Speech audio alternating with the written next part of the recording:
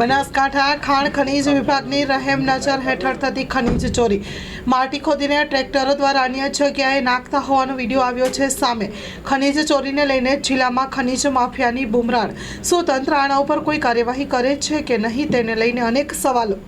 4 થી 5 ટ્રેક્ટર ભરીને માટી ફાલ હાઈવે ઉપર આવેલી જગ્યા ઉપર નાખતા હોવાના આરોપ છે। Story report by Jora Solanki, Banaskantha.